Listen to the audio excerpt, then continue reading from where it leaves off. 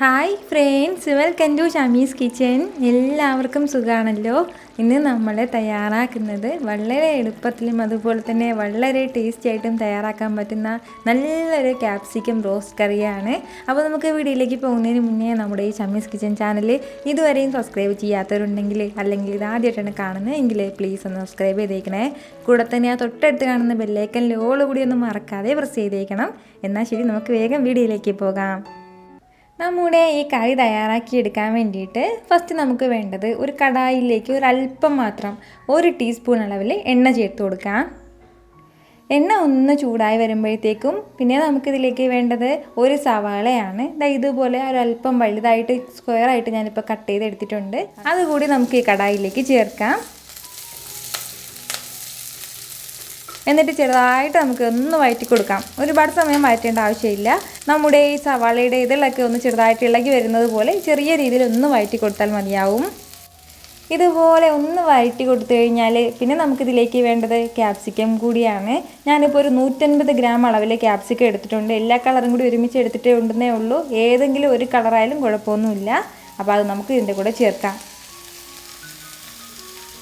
ക്യാപ്സിക്കവും സവാളയും ചേർത്തിട്ട് ഒരു മിനിറ്റ് നമ്മൾ നന്നായിട്ടൊന്ന് വഴറ്റി കൊടുക്കണം. മീഡിയം ഫ്ലെയിമിൽ വെച്ചിട്ട് തന്നെ വഴറ്റിയെടുത്താൽ മതിയാവും. ചെറുതായിട്ടൊന്ന് വഴറ്റിയെടുക്കുമ്പോഴത്തേക്കും നമ്മുടെ ഈ ക്യാപ്സിക്കത്തിൻ്റെ ആ ഒരു പച്ച മണമൊക്കെ ഒന്ന് മാറിക്കിട്ടും. അതിന് വേണ്ടിയിട്ടാണ്. നല്ലതുപോലെ വഴറ്റിയെടുക്കും എന്നുള്ള ആവശ്യമൊന്നുമില്ല. ചെറിയ രീതിയിൽ ഒന്ന് വഴറ്റിയെടുത്താൽ മാത്രം മതിയാവും.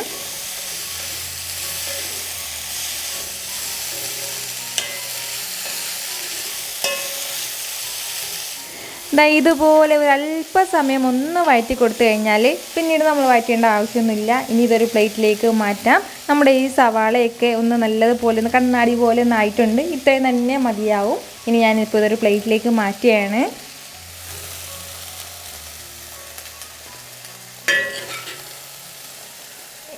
ഇനി നമുക്ക് വേണ്ടത് അതേ കടായിലേക്ക് തന്നെ ഒരു 2 ടീസ്പൂൺ അളവിൽ എണ്ണ കൂടി ചേർക്കുകയാണ്.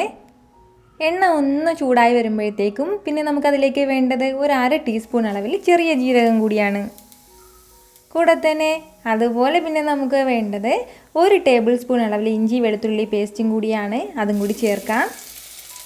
ഇത് ഇത്രയും ചേർത്തിട്ട് ചെറുതായിട്ടൊന്ന് വഴറ്റി കൊടുക്കാം. നമ്മുടെ ഇഞ്ചിയുടെ വെളുത്തുള്ളിയുടെയൊക്കെ ആ ഒരു പച്ചമണം മാറുന്നത് വരെ മാത്രം ചെറിയ രീതിയിലൊന്ന് മിക്സ് ചെയ്ത് കൊടുത്താൽ മതിയാവും. ഇതുപോലെ ചെറിയ രീതിയിലൊന്ന് വഴറ്റി കൊടുത്തു കഴിഞ്ഞാൽ പിന്നെ നമുക്കിതിലേക്ക് വേണ്ടത് വലിയ സവാളയിൽ ഒരു സവാള ഞാനിപ്പോൾ ഇതുപോലെ ചെറുതായിട്ടൊന്ന് അരിഞ്ഞെടുത്തിട്ടുണ്ട്. അപ്പോൾ അത് നമുക്ക് ഇതിൻ്റെ കൂടെ ചേർക്കാം. സവാള ചേർത്തിട്ട് നല്ലതുപോലെ നമ്മളൊന്ന് വഴറ്റിയെടുക്കണം. സവാളയുടെ കളറൊക്കെ ഒന്ന് മാറി വരുന്നവരെ ലൈറ്റായിട്ടൊരു ഗോൾഡൻ കളർ വരുന്നവരെ മാത്രം ഒന്ന് വഴറ്റിയെടുത്താൽ മതിയാവും. ഹൈ ഫ്ലെയിമിൽ വെച്ചിട്ട് തന്നെ നമ്മൾ വഴറ്റി കൊടുത്താൽ മതിയാവും.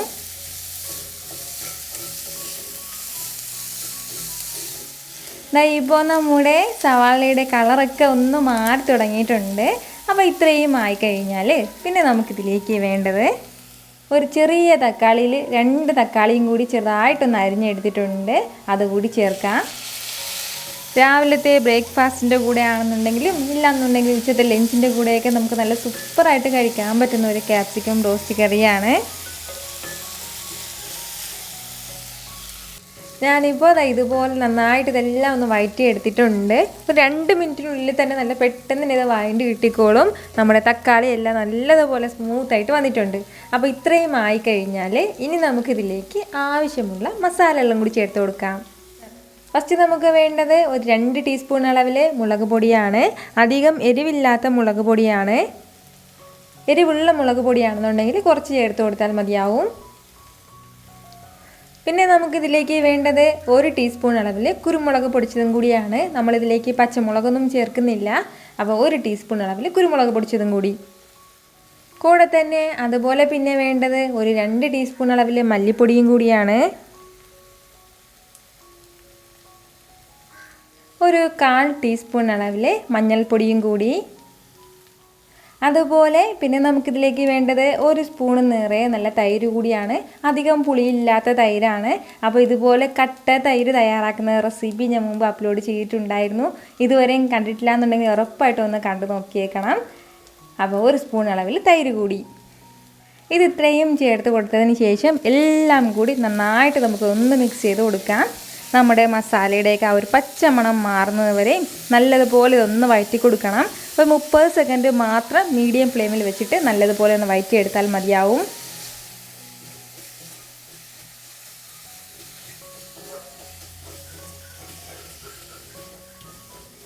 ഇതുപോലെ ഒരു 30 സെക്കൻഡ് നമ്മൾ നന്നായിട്ടൊന്ന് വഴറ്റിയെടുക്കുമ്പോഴത്തേക്കും ആ മസാലയുടെയൊക്കെ ഒരു പച്ചമണമൊക്കെ മാറിയിട്ടുണ്ടാകും. അപ്പോൾ ഇത്രയും ആയിക്കഴിഞ്ഞാൽ ഇനി നമുക്കിതിലേക്ക് വേണ്ടത് ആവശ്യത്തിനുള്ള നമ്മുടെ ഗ്രേവിക്കും ആവശ്യമായിട്ടുള്ള വെള്ളം കൂടി ചേർക്കാം.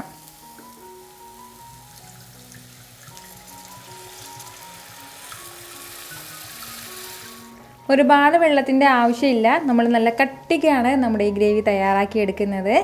അപ്പോൾ ഇതുപോലെ ആവശ്യത്തിനുള്ള വെള്ളവും ചേർത്ത് കൊടുത്തിട്ട് നമ്മൾ ഇതുവരെ ഇതിലേക്ക് ഉപ്പ് ചേർത്തിട്ടില്ലായിരുന്നു. അപ്പോൾ കുറച്ച് ഉപ്പും കൂടി ചേർക്കാം. നമ്മൾ നേരത്തെ വഴറ്റിയെടുത്ത ക്യാപ്സിക്കത്തിലും ഉപ്പ് ചേർത്തിട്ടില്ലായിരുന്നു. അപ്പോൾ അതിനും കൂടി ആവശ്യമായിട്ടുള്ള ഉപ്പ് വേണം ചേർക്കാനായിട്ട്. ഇതെല്ലാം ചേർത്തിട്ട് നന്നായിട്ട് നമ്മളിതൊന്ന് മിക്സ് ചെയ്ത് കൊടുക്കണം. അപ്പോൾ നല്ലതുപോലെ ഇതുപോലെ ഒന്ന് മിക്സ് ചെയ്ത് കൊടുക്കുമ്പോഴത്തേക്കും നമ്മുടെ കറിയെല്ലാം നല്ലതുപോലെ തിളച്ച് തുടങ്ങും. അപ്പോൾ ഈ ഒരു രീതിയിൽ നല്ലതുപോലെ ഒന്ന് തിളച്ച് തുടങ്ങി കഴിഞ്ഞാൽ പിന്നെ നമ്മൾ നേരത്തെ വഴറ്റി മാറ്റി വെച്ചിരിക്കുന്ന നമ്മുടെ ക്യാപ്സിക്കവും സവാളയും കൂടി ചേർക്കാം. ഇതുപോലെ നന്നായിട്ടൊന്ന് മിക്സ് ചെയ്ത് കൊടുത്തിട്ട് ഒരു 3-4 മിനിറ്റും കൂടി ഒരു മീഡിയം ഫ്ലെയിമിൽ നിന്ന് അല്പം കൂടി കുറച്ച് വെച്ച് കൊടുത്തിട്ട് നമ്മൾ നല്ലതുപോലെ തിളപ്പിച്ചെടുക്കണം. അത്രയും സമയം കൊണ്ട് നമ്മുടെ ക്യാപ്സിക്കമൊക്കെ നല്ലതുപോലെ വെന്തിട്ടുണ്ടാവും. ഈ മസാലയൊക്കെ അതിൽ നന്നായിട്ട് പിടിച്ചിട്ടുണ്ടാവും. എന്നാൽ ശരി, 3-4 മിനിറ്റ് ഇതിങ്ങനെ ഇരിക്കട്ടെ. ഇതിപ്പോൾ ഒരു 4 മിനിറ്റോളമായിട്ടുണ്ട്. നമ്മുടെ കറിയെല്ലാം നല്ല സൂപ്പറായിട്ട് റെഡിയായിട്ട് വന്നിട്ടുണ്ട്. നമ്മുടെ ക്യാപ്സിക്കമൊക്കെ നന്നായിട്ട് വെന്തിട്ടുണ്ട്. അപ്പോൾ ഈ ഒരു സമയം ലാസ്റ്റ് നമുക്കിതിലേക്ക് ഒരല്പം മല്ലിയിലയും കൂടെ ചേർത്ത് കൊടുക്കാം. മല്ലിയിലേക്ക് പകരം നമുക്ക് കറിവേപ്പില ഉണ്ടെങ്കിൽ അത് ചേർത്താലും മതിയാവും. ഇത്രയും ചേർത്തിട്ട് നന്നായിട്ട് ഇതൊന്ന് മിക്സ് ചെയ്തെടുത്ത് കഴിഞ്ഞാൽ നമ്മുടെ സൂപ്പർ ടേസ്റ്റ് ആയിട്ടുള്ള ക്യാപ്സിക്കം കറി ഇവിടെ റെഡി ആയിട്ടുണ്ട്. അപ്പോൾ ഇതെന്തിനൊക്കെ കൂടെ എന്ന് വെച്ചാൽ ചപ്പാത്തിയുടെ കൂടെയോ അപ്പത്തിൻ്റെയോ ദോശയുടെ കൂടെയോ അതുപോലെ തന്നെ ഉച്ചയ്ക്ക് നമുക്ക് ചോറിൻ്റെ കൂടെയോ നമുക്ക് ഇഷ്ടമുള്ള എന്തിൻ്റെ കൂടെ വേണമെങ്കിലും വെച്ച് കഴിക്കാവുന്നേ ഉള്ളൂ. ഉറപ്പായിട്ടും ഇതുപോലൊരു കറി ഇതുവരെയും ട്രൈ ചെയ്തിട്ടില്ല എന്നുണ്ടെങ്കിൽ നിങ്ങളൊന്ന് ട്രൈ ചെയ്ത് നോക്കണം. അതിനുശേഷം നിങ്ങളുടെ ഫീഡ്ബാക്ക് എനിക്കൊന്ന് മറക്കാതെ ഒന്ന് അറിയിക്കുകയും വേണം. കാരണം നിങ്ങളുടെ ഫീഡ്ബാക്ക് കാണുമ്പോഴായിരിക്കും അത് മറ്റുള്ളവർക്കും ട്രൈ ചെയ്ത് നോക്കാനായിട്ടൊരു പ്രചോദനം ഉണ്ടാകുന്നത്. അപ്പോൾ ഈ വീഡിയോ നിങ്ങൾക്ക് ഇഷ്ടമായിട്ടുണ്ടെന്നാണ് എൻ്റെ വിശ്വാസം. ഇഷ്ടമായാൽ ഇതൊന്ന് ലൈക്ക് ചെയ്തേക്കണം. ഇത് മറ്റുള്ളവരും കാണണമെന്ന് ആഗ്രഹിക്കുന്നുണ്ടെങ്കിൽ നിങ്ങളുടെ ഫ്രണ്ട്സിനും ഫാമിലിക്കും എല്ലാവർക്കും ഒന്ന് ഷെയർ ചെയ്ത് കൊടുക്കാനും മറക്കരുത്.